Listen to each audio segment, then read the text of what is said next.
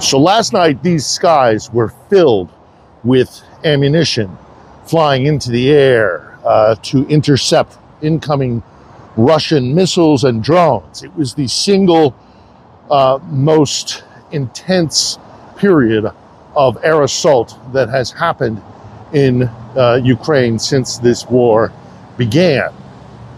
And I watched it from my balcony at 3:30 in the morning, was awoken by very loud explosions, the sound of anti-aircraft going off.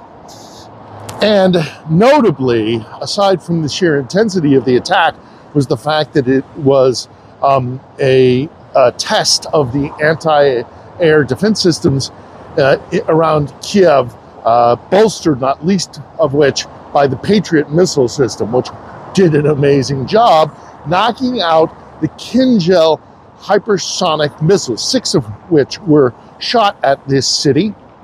I myself have been under attack by Kyiv in the past when I was down in Odessa. It is unlike any kind of munition I have ever witnessed. So very impressive job by the Patriots. And I've seen, you know, the cynical take on what happened last night, including things like, yes, but you know how much money those Patriot missile, rockets cost? We'll bleed the West dry. Well, first of all, the West has pretty deep pockets. And second of all, it doesn't really matter because it saved lives. The price tag isn't the important thing. It saved lives. Because what would have happened if one of those missiles or drones had actually been able to get to its target, strike its target, and cause death and destruction? Yes, there were injuries from falling debris, but it could have been far, far worse. And we all know it, and everybody is very thankful today in my whip round talking to my friends that the Patriots were there. And the magnificent job done by the air defense of Ukraine. But there's another reason why it's so important beyond the price tag, and that is this. Not only did it save lives, but it reiterated to the Ukrainians the impotent nature of Russia's capability and its efforts to beat this country in submission. When is Moscow going to learn? It is counterproductive. The only thing that happens is that it doesn't terrify Ukrainians.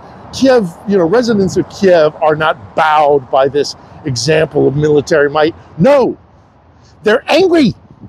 We're angry. And not only are we angry at this stupid war, which can't be won, but secondly, we see how pathetic and desperate the Russians are to try and beat this country into submission.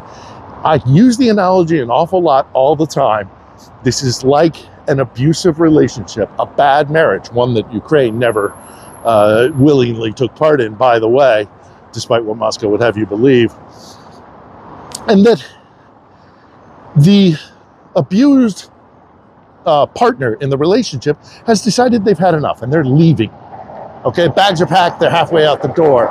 And the abusive partner has decided to beat into submission the spouse who is leaving.